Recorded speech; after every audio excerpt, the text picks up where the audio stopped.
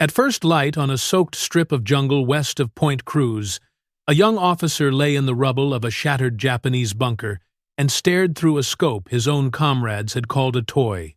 Rainwater dripped from the rotted timbers above him. Mosquitoes whined around his ears. Beyond the bunker, the coconut groves rose in tangled walls of green, stitched with banyan and palm, each thick trunk and shadowed fork a possible hiding place for a man who wanted him dead. Second Lieutenant John George settled his cheek against the dark walnut stock of a Winchester sporting rifle and let his breath fall into the slow rhythm he had practiced since boyhood. He had been the pride of Illinois rifle ranges, state champion before the war, a quiet, skinny kid who could punch a ragged hole in a paper bull at distances most men could barely see. Out here on Guadalcanal, that meant very little. The battalion commander saw another junior officer with a mail-order toy. The platoon leaders saw a curiosity.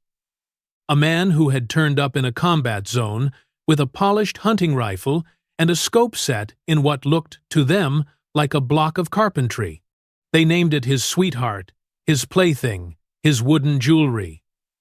Men laughed when he came down the line with the long Winchester over his shoulder instead of the squat, trusted Garand. They had stopped laughing when the snipers started killing them. The toy from home. The story of the toy wooden scope began long before the bunker west of Point Cruz. Years earlier, when the world was still at peace, John George had stood on an Illinois firing line with a service rifle and iron sights, and made history. He was a college student and National Guard officer when he won the state long-range championship, placing tiny groups on distant targets at ranges measured in hundreds upon hundreds of yards. He saved nearly 2 full years of Guard pay for a single purpose: to buy the best sporting rifle and scope he could find. The rifle that arrived at his home back in the States was a Winchester Model 70, a sleek bolt-action chambered for the hard-hitting .30-06 cartridge. The scope atop it, a Lyman of Alaskan pattern, looked nothing like the military optics of later wars. Its tube was slender, its adjustment simple, its magnification a modest 2 1/2 power. To mount it exactly as he wanted, George used a custom setup that included blocks and wood under the rings, a field expedient that would make any peacetime gunsmith wince. He did not care. It worked, and it put bullets where he wanted them. When his Guard unit was federalized and sent to train in Tennessee, the rifle went with him. At Camp Forest, the company armorers turned the strange weapon over in their hands, frowning at the glossy stock and the non-standard mount. "Deer rifle," one of them muttered. "Maybe for Germans, if they stand still." "For Japanese," George answered quietly, "if they give me the chance." Then war pulled his unit across the continent and out into the Pacific, and the rifle he had paid for with years of drill nights and summer camps did not make the ship. It sat in a warehouse while he crossed the ocean on a crowded transport, watching other men strip and clean their government garons under the tropical sun on the aft deck. His own weapon existed only as a shipping number on a piece of paper. He submitted form after form, requested that the Winchester be forwarded, and resumed training with the standard rifle. Weeks passed. The division went ashore on Guadalcanal, relieving exhausted Marines who had been fighting since the previous August. The jungle and the disease and the hunger had already killed nearly as many men as the Japanese.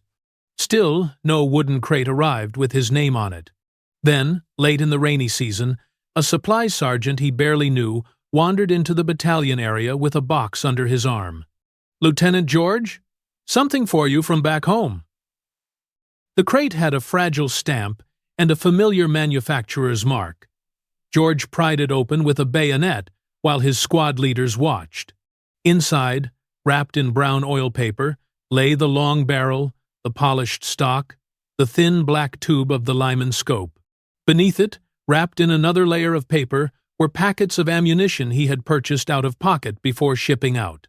He wiped cosmoline from the metal, reassembled the rifle by feel, and set the scope into the odd, blocky mount he had built.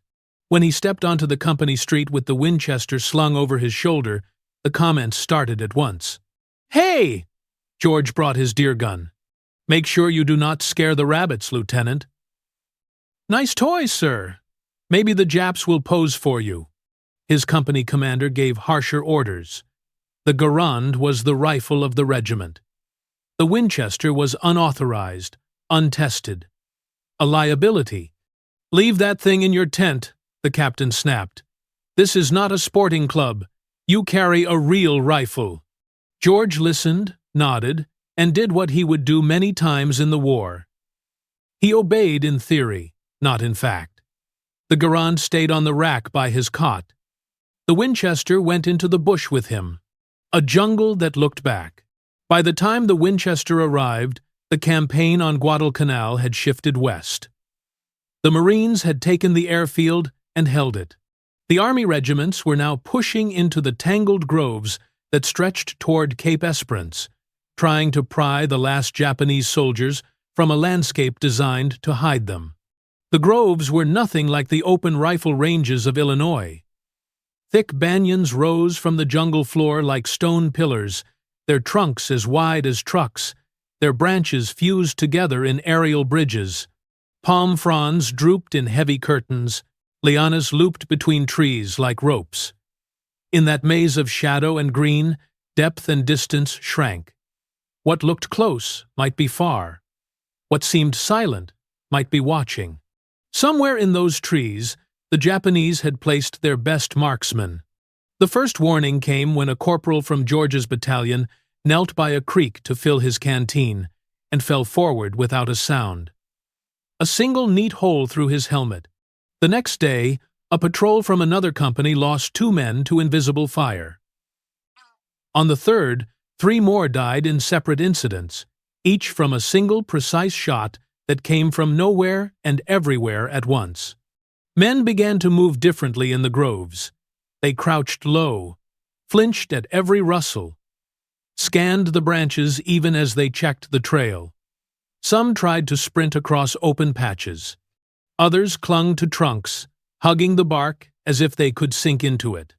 Snipers, the word went around. Not just scattered riflemen, but specialists. They had Arisaka rifles with optical sights. They climbed before dawn, vanished into forks high above the ground, and waited all day for a target. The battalion commander counted his dead, looked at his map, and summoned the quiet officer with the toy rifle. A champion, not a fool. The battalion command post was a dugout scraped into the slope above the beach. Sandbags stacked along its lip. Canvas stretched overhead to turn the relentless tropical rain into a steady, dripping gloom. Inside, the air smelled of sweat, damp paper, and nervous caffeine. A map of the Grove region lay on a field table, marked with red grease pencil where men had fallen. "Lieutenant," the commander said without preamble, "I am told you are the best shot in this outfit. I am also told your rifle is a joke." George stood at ease, boots leaving faint wet prints on the packed earth. "It is a good rifle, sir," he said. "It will hit what I aim at." The colonel pointed at the map. "Those men did not die from bad luck. There are Japanese marksmen working those trees. They know the ground. They have killed more of my boys this week than malaria. I want to know if you can make that plaything worth the trouble it took to ship it here." George explained, in his restrained manner, that he had held the state long-range title before the war. That as a civilian, he had put 5 rounds into groups the size of a playing card, at distances that made most hunters shake their heads. That the rifle and scope he had brought were chosen for exactly that work. The colonel listened, fingers steepled, then tapped the map again. "You have until morning," he said. "You bring me proof that your toy can do what you say, or it stays in its crate and you go back to a Garand, like everyone else." George saluted, stepped back into the rain, and returned to his tent. He worked by lantern light, stripping the Winchester down to bare metal. The rifle had crossed the ocean packed in grease. He cleaned it until the patches came out spotless. He checked the scope mounts, tightening screws with a small tool he had kept with the same care as a family heirloom. He laid out his ammunition, cartridges of military ball he had purchased before deployment, and slipped them carefully into stripper clips. Outside, the jungle thrummed with insects and distant artillery. Inside, George worked with the calm of a man who knew that everything he had done in his life so far had prepared him for the next dawn. First light in the banyans. He went forward in the half-dark, just as the sky over Guadalcanal turned gray-green and the thunderheads offshore caught the first insinuation of sun. The ruined bunker lay near the crest of a low rise, its log walls shattered by shell fire weeks earlier. It looked out over a broad swale of groves and tangled brush where company patrols had taken fire. From its front opening, George could see the forest in layers, closer palms, the mid-range banyans, the far curtain of darker green where the ground dropped toward the sea. He lay prone on the damp earth, elbows braced, and raised the Winchester. Through the slender black tube of the scope, the world narrowed to a circle of magnified jungle. The lineman's modest power did not bring leaves into cinematic clarity. It simply sharpened movement, defined contrast, made it easier to see what the unaided eye would skim past. He began to glass the trees, as he had been taught in peacetime matches and as he had practiced on his own. The sweep was deliberate, left to right, top to bottom, one trunk at a time. His mind filtered the chaos of foliage into patterns. Branch, branch, fork, shadow, empty, empty, empty. The jungle was never quiet. Birds flashed through the canopy, insects buzzed and chittered. Somewhere behind him, a mule brayed, and a sergeant cursed. George let the noise wash past. He was listening with his eyes, his attention tuned to a different sense. Time lost its edges. At some point, the sun climbed high enough to bleed shafts of pale gold through gaps in the leaves. Sweat trickled down his back. His fingers, though, stayed dry and loose on the rifle. Then, in the high branches of a banyan nearly a quarter of a kilometer away, something moved. It was no more than a shift, a leaf stirring when there was no wind.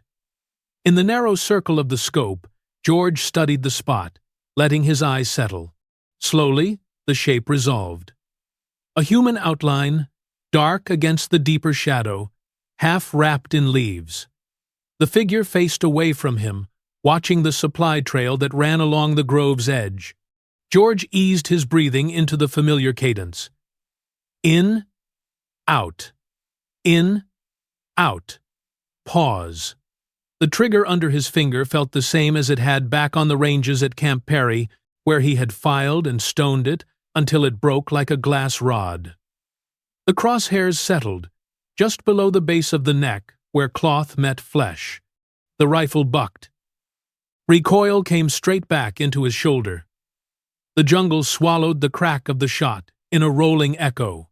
High in the banyan, the figure convulsed and dropped, snapping branches on the way down. The body hit the ground amid a shower of leaves. George did not watch it fall. He cycled the bolt, smooth and automatic, and kept the scope on the tree line. Japanese snipers worked in pairs more often than not. Where there was one, there was usually another. He began to search again, this time in widening arcs around the fallen man. Minutes dragged. His elbows began to ache. Farther left, in another banyan slightly closer, he saw a new flicker of motion. A man easing downward along the trunk, using thick roots as a ladder to retreat. George led the moving figure slightly, judged the drop, and fired. The second body fell almost as fast as the echo of the shot died away. 2 rounds, 2 dead snipers. The toy had spoken, a reputation, written in smoke. By midday, the battalion knew. Men on the line told one another in low voices that the quiet lieutenant with the funny wooden scope had knocked 2 snipers out of the trees before breakfast. The jokes about his sweetheart rifle faded. The same soldiers who had smirked when he walked by now watched the distant canopy with different eyes, wondering which high fork he would empty next. The Japanese, too, were learning. As the sun climbed, they sent a new shooter to test this unseen rival.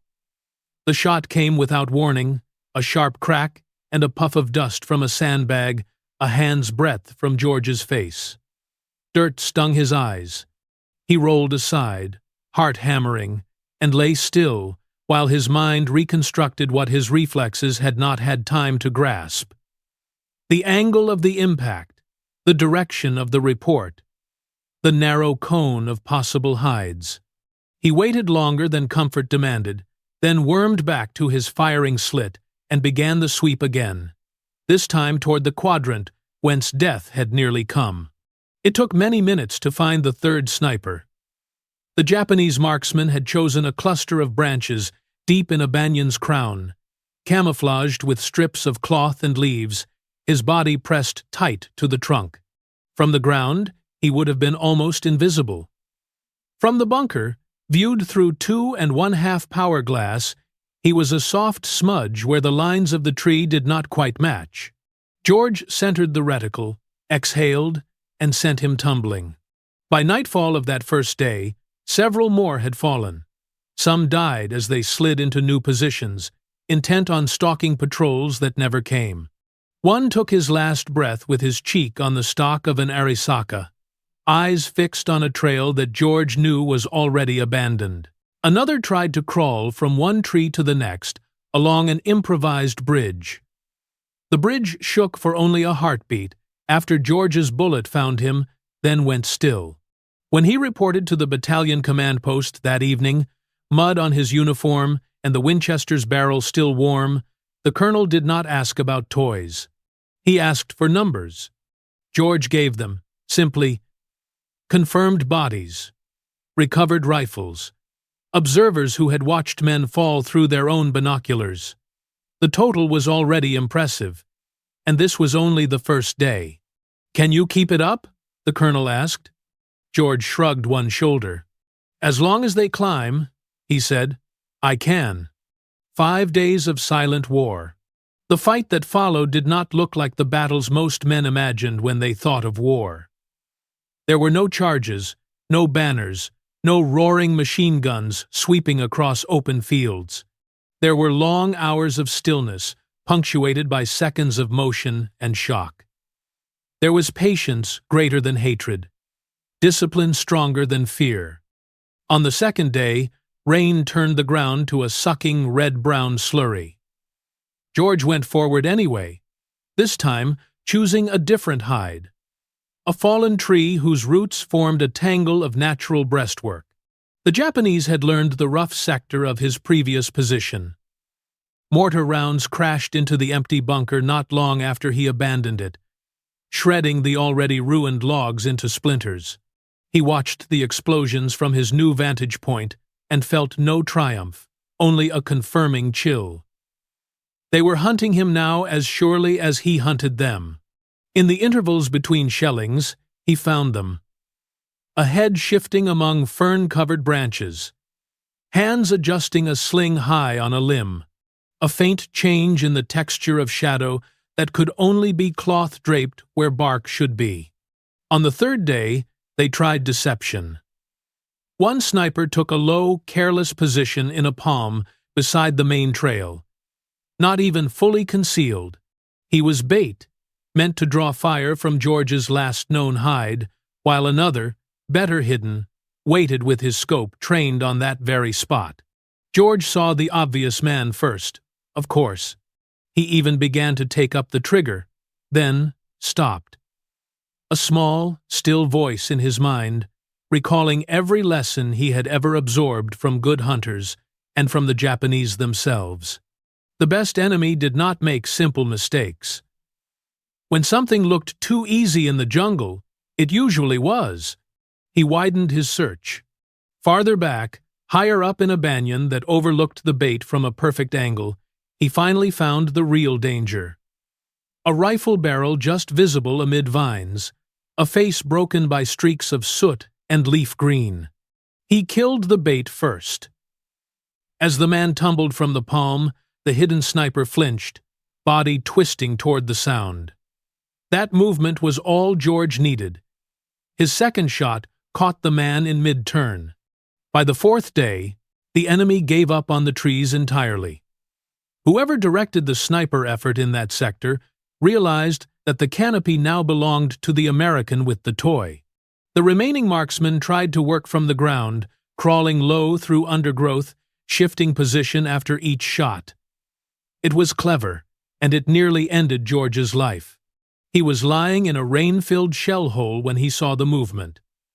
A dark blur in the corner of his eye. A man slithering toward the rocks where George had hidden the day before. As he watched, another figure moved along a parallel track on the far side of the grove, working an angle that would have cut off George's retreat if he had still been in his old spot. Two snipers working as a stalking team, using yesterday's evidence of American movement like a trail. George waited until they had both crept past his crater and were facing away. Their attention fixed on an emptiness they thought held prey. Then he rose from the muddy water like something from a bad dream, the Winchester already aligned. 2 shots, 2 bodies down in the vines. That should have ended it. It did not. A patrol of Japanese infantry, perhaps sent to retrieve the snipers or to reinforce them, moved in from the tree line not long after. George heard them before he saw them. The clatter of gear and the low call and response of men who did not expect immediate contact.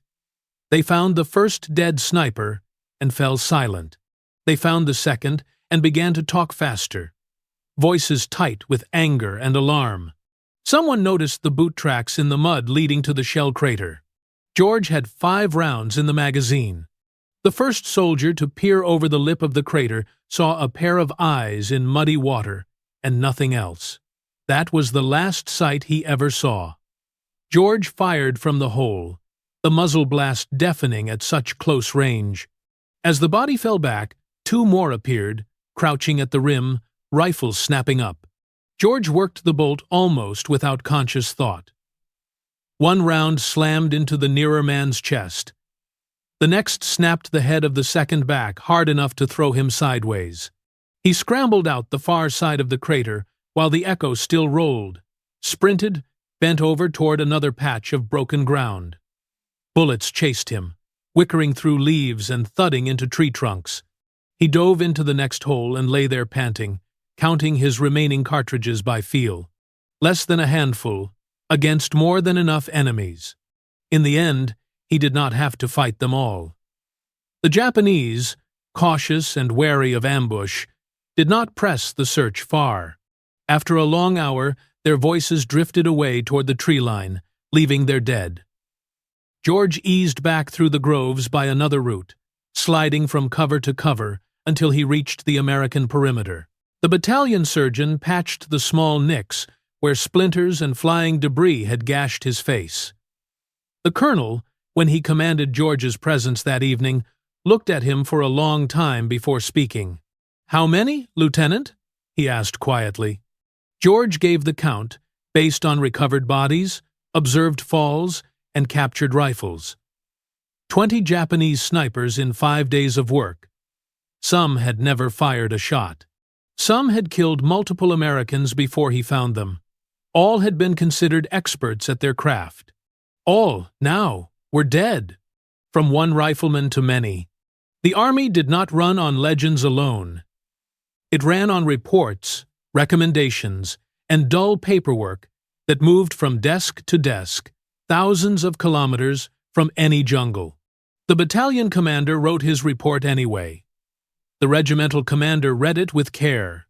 A division staff officer, more perceptive than most, realized that a lesson lurked in the story of a quiet lieutenant and a mail-order sporting rifle that had done what a battalion's worth of standard weapons had not. Within weeks, word came down. The division would stand up a small sniper section, men trained to do for future operations what George had done almost by accident at Point Cruz. The Marines, withdrawing to new battles on new islands, had left behind a handful of Springfield rifles fitted with long target scopes. Ammunition could be scrounged. Volunteers with proven marksmanship could be found. What they lacked was someone to teach them how to turn paper scores into survival. The regimental colonel called George into a tent that smelled of dust and canvas and coffee. "I cannot keep you to myself," he said. "Division wants you. They have a bunch of Springfields, a pile of scopes, and nearly 4 dozen men who can keep all their rounds in the black at 500 yards. They need those men to become hunters, not just shooters. I told them I knew the man who could make that happen." George agreed, but he had one condition. The Winchester that had come with him from Illinois would remain his personal weapon. He would train others on government rifles, but he would carry the one he trusted if he went back into the bush. The colonel, who had seen the results on his casualty lists, did not argue. On a makeshift range hacked out of kunai grass east of Henderson Field, George began the slow work of shaping marksmen into snipers. He started not with trick shots or dramatic exercises, but with breathing and body position, with the understanding that in combat, the ground itself would be a man's bench rest. He made them fire from awkward angles, from behind logs, from shallow holes where their elbows sank into mud. He walked behind their lines and kicked at their boots if they wriggled too much between shots. He taught spotters how to call wind and distance, how to count heartbeats in the silence after a trigger broke, how to watch an entire sector while the shooter stared down a narrow tunnel of glass. Within a week, some of the men who had come to the range expecting an easy break from regular duties suddenly realized that this specialty was not glamorous. It was, instead, exhausting. Hours of motionless strain, days without a shot, the weight of knowing that each bullet had to matter. George did not lecture them about morality or strategy. He simply showed them what the enemy had done in the groves near Point Cruz, and let them decide whether they wanted to be on the end of that skill or the other. Not all stayed. Those who did became, in time, a small, quiet brotherhood within the larger mass of the division. Men whose work would rarely feature in official communiques, but who made trails safer, outposts quieter, and ambushes shorter. The rifle that kept going. War did not, of course, end at Guadalcanal. It spread and mutated, dragging officers and enlisted men from one jungle to another, from one shoreline to the next. George's path led eventually to India and then to Burma, to a new formation built for the brutal mathematics of long-range penetration. The unit would come to be known by a nickname drawn from its commander, Merrill's Marauders, and it would spend months chewing through some of the worst terrain on Earth, harassing Japanese lines in northern Burma. Again, George brought the Winchester. He lightened it where he could, replacing parts, trimming weight, swapping his heavy Alaska scope for a simpler, lighter Weaver. The rifle, built for a Midwestern deer stand, now marched deeper into Asia than its designers could probably have imagined. In Burma, there were fewer chances for carefully prepared, long-range shots. The jungle there was steeper, wetter, tighter. Many firefights erupted at distances where iron sights and instinct mattered more than magnification. Still, on those few occasions when a Japanese officer stood silhouetted on a distant ridge, rallying his men with gestures and shouts, or when a machine gun crew thought themselves safe behind a washed-out embankment far across a river, the Winchester spoke again. Each time, George followed the shot with movement, aware that the thin crack of a bolt action had become a signature the enemy might recognize. The lesson from the groves still guided his trigger finger. One shot, then vanish. The Marauders paid for their successes in disease and exhaustion as much as in blood. By the time they reached their final objectives, the men were walking ghosts. George himself staggered back from the campaign, gaunt and fever-scarred. His wound from Guadalcanal, a faded ache beneath new layers of fatigue. The rifle, though battered and sweat-stained, still worked.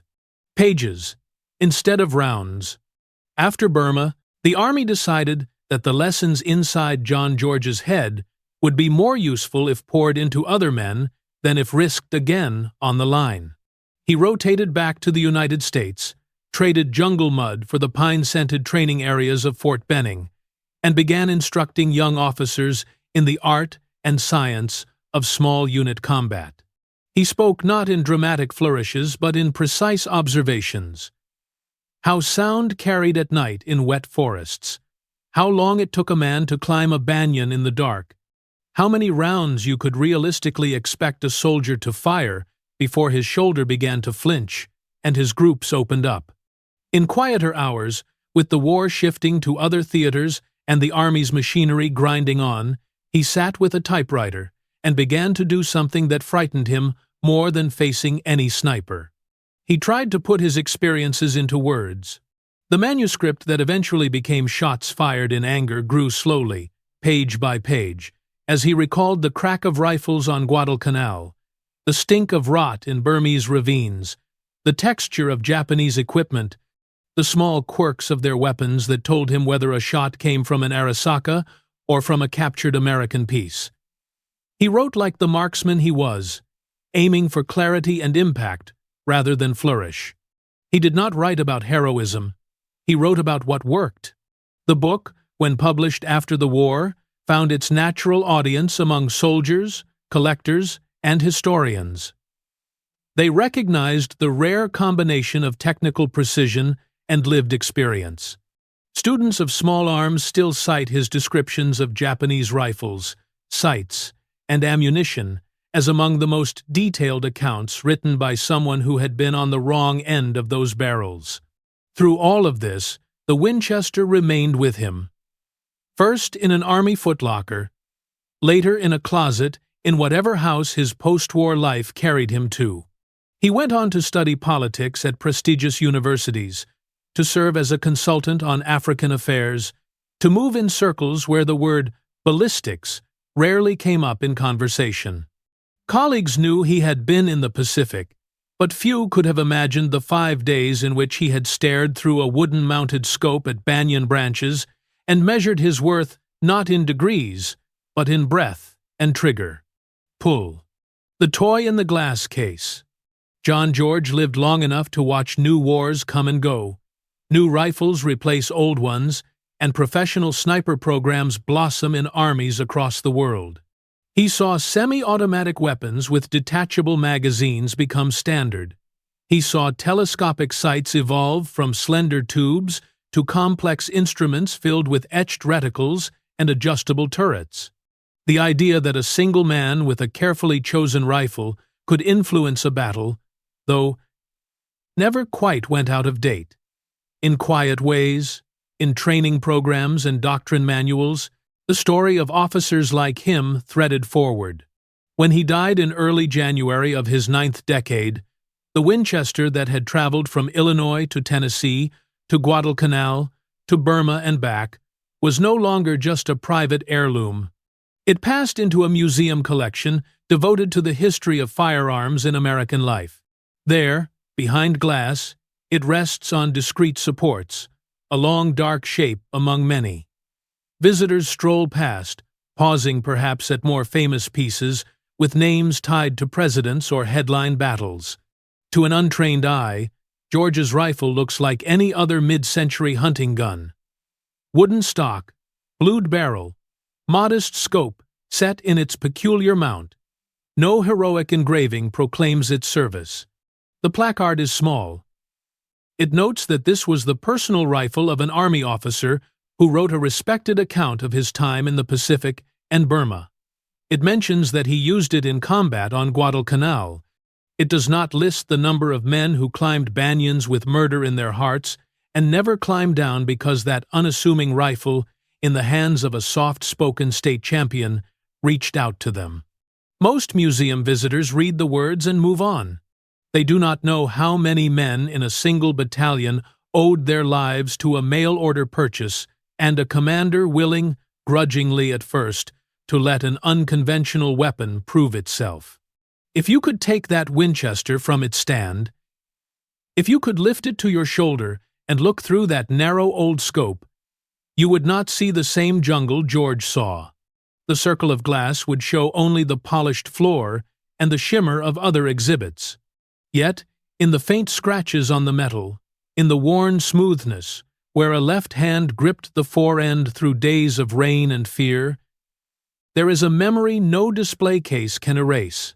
It is the memory of a young officer lying in the ruins of a bunker while his own people laughed at his toy, and of how, over the course of 5 relentless days, that toy and the man behind it turned a killing ground back into a grove of trees, empty once more, except for the echoes of shots fired in anger, and the stubborn, quiet insistence that individual skill still mattered in a war measured too often only in divisions and tonnage. Long after the men who mocked that wooden scope stopped laughing, the work it did for them lived on,